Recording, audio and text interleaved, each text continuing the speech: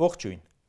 Վերջին մի քանի տարիներին հիշում եք նման դեպք, որ Ադրբեջանի իշխանությունը լրջորեն բողոքի Հայաստանի կառավարության որևէ քայլից։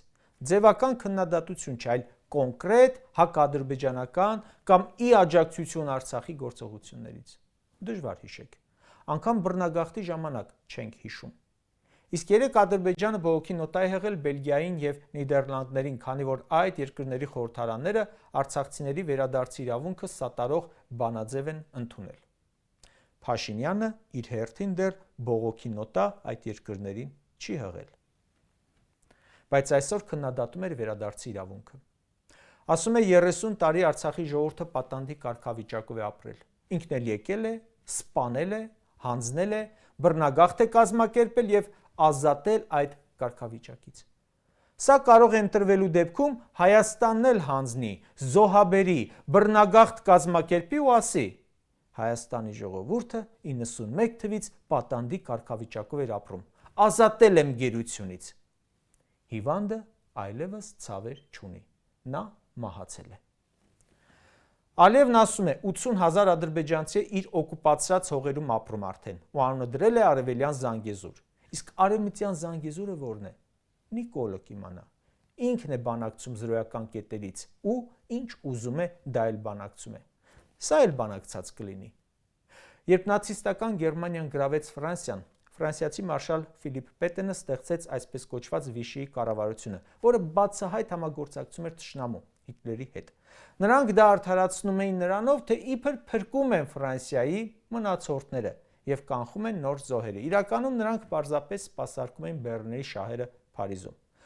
Որ մեկիդ մոտ հարց չի առաջացել, թե սրանք ում շահերն են սպասարկում։ Իսկ շատ ու շատ հաճախ բացահայտ։ Բելգիացի խորհրդարանականները հօգուտ հայերի բանաձև են ընդունել։ Իսկ ինչ էին անում հայ խորհրդարանականները։ ՔՊ-ով գնացել էին Թուրքիա և գովքը միացրել, ինչ որ պատմական շրջադարձ, իրական Հայաստան, Ադրբեջանի հետ համատեղ ճակատագիր, առևտուր։ Ընդհանրապես,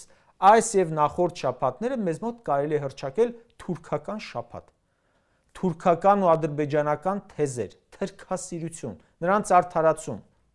Հաճախ է այս իշխանությունը փորձում մեզ վաճառել թուրքական բարություն։ Էլի հայտնում են, թե Ադրբեջանից 16 վագոն դիզվառելիք են բերում։ 16 վագոնը Ժորժան 1000 տոննա չի կազմում։ Հայաստանը տարեկան սպառում է ավելի քան 500,000 տոննա բենզին, դիզվառելիք, ավիավառելիք։ 500,000 տոննա։ Ադրբեջանից բերել են 5 ամսում ընդամենը 9,000 տոննա, այսինքն ամբողջ տարեկան ներկրողվի 1,8%-ը։ Ու ինչ աղմուկ են հանում։ Նույնը ցորենը, հնդկաձավարը, պարարտանյութը, տպավորություն է, թե մեզ կերակրող Ադրբեջանն է, եթե չլինի կկոտորվենք։ Ինչի համար է արվում սա, էլի եմ ասել, ըստ ամենայնի, ամեն ինչ արվում է մեր հիմնական առևտրային ուղղության հետ կապերը խզելու, Ադրբեջանից կախման մեջ գցելու համար, երբ քո պարենային և էներգետիկ անվտանգությունը կախված լինի Բաքվից, Ալիևը ընդամենը մեկ փական փակելով կարող է Հայաստանը մատնել սովի ու կոլապսի։ Կարճ ժամանակ է անցել, որ բայրակտարները սպանում էին մեր զինվորներին ու կամավորներին։ Այսօր ՔՊ-ն ասում է. Ադրբեջանը մեր անվտանգության երաշխավորն է։ Ինչ սպասել մի երկրում, որի անվտանգության երաշխավորը Նիկոլն ու Ալիևն են։ Ազգային ժողովի նախագահ աշխատողը Ստամբուլում հարցազրույց է տալիս ադրբեջանական մամուլին, թե Ադրբեջանի Միլի Մեջլիսի նախագահի հետ ոչ մի տարաձայնություն չունենք։ Խոսում է առևտուր ընդլայնելու, անցյալը մոռանալու նպատակների մասին։ Նախ առևտուրը։ Ադրբեջանից և այդ երկրի տարածքով արդեն 30,000 տոննա բան եք բերել։ Իսկ ինչ եք արտահանել, կասեք, ոչ մի բան։ $950 վարդ, այն էլ զուտ որպես տարանցիկ երկիր։ Պատերազմը 3 էր, դեռ չի չորացել արյունը։ Բաքվում ունենք գերիներ, Ալենը ասում է, բարեբախտաբար մեր ժողովուրդների միջև այդ մութ էջը արդեն մնացել է անցյալում։ Ուզում ես նյարդայնանալ, բայց ախր ասում ես ՔՊԱ-ական է, ինչ եմ նյարդայնանում։ Սա չէր ասում գերիներն ինձ համար չկան, կամ Աղդամը իմ հայրենիքն է, հետո ասում էր կներեք սխալվել եմ։ Ու նույն մարդը, որ ասում է Բաքվի հետ տարաձայնություն չունենք, մի քանի րոպե հետո էլ ասում է Ադրբեջանը խանգարում է հայ-թուրքական կարգավորմանը։ Սրանք ասում են Ադրբեջանի հետ խաղաղության դարաշրջանը բացվել է։ Հետո ասում են Ադրբեջանը խոչընդոտում է հայ-թուրքական սահմանի բացմանը, բայց որն է խաղաղությունը։ 5 տարի բացում եք հայ-թուրքական սահմանը երրորդ երկրների քաղաքացիների առաջ։ Ձեզ հետ ոչ մեկ ոչինչ չի բացելու։ Եթե բացի, ուրեմն կարճատև եւ զուտ քարոզչական։ Այսօր իմացանք, որ Ադրբեջանը քանդել է Ստեփանակերտի Սուրբ Աստվածամոր Հովանի մայր տաճարը։ ՔՊ-ն տարաձայնություն չունի։ Խաղաղության դարաշրջան է, առանց եկեղեցիների։ Իսկ Ալիևը մենակ է քանդել այդ եկեղեցին, թե Նիկոլի օգնությամբ։ Սա էլ այսօր էլի քանդում էր։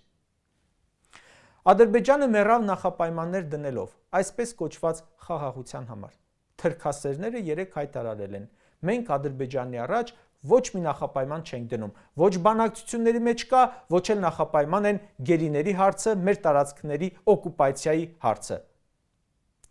Ադրբեջանը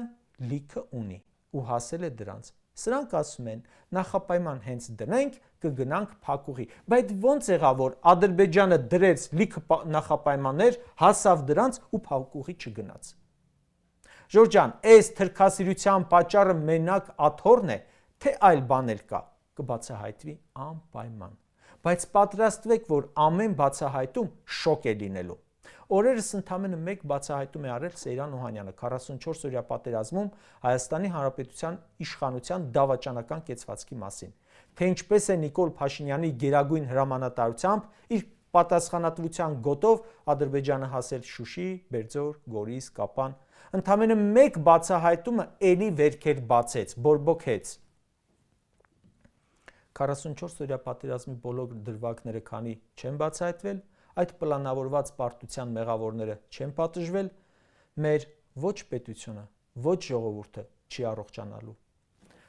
Առանց ճշմարտության եւ արդարության բացահայտման հնարավոր չէ փակել ոչ մի էջ։ Նրանք ուզում են մոռացության մատնել անցյալը, ոչ թե հանուն խաղաղության, այլ որպեսզի կոծկեն իրենց ապաշնորհությունն ու դավաճանությունները։ Դրա համար են ասում, մնացել է անցյալում։ Չէ, անցյալում ոչինչ չի մնացել։ Կարճ ասած, թրքասիրությունն արդեն վաղուց անցել է աբսուրդի եւ դավաճանության շեմը։ Վերջերս Հայաստան այցելած թուրք լրագրողը Արադ Միրզոյանին ասում էր, երբ խոսում էիք, ինձ թվաց Թուրքիայի արտգործնախարարն է խոսում։ Իրականում այդ երկուսի խոսքերն էլ մեկ են, ինչպես որ մեկ են Նիկոլի ու Ալիևի խոսքը, Պապիկյանի ու Հասանովի խոսքը, Արմեն Գրիգորյանի ու Հաջիևի խոսքը։ Սրանք վաղուց այնպես են ձուլվել, որ եթե ազգանունների տարբերությունը չլինի, չես զանազանի, որը որն է։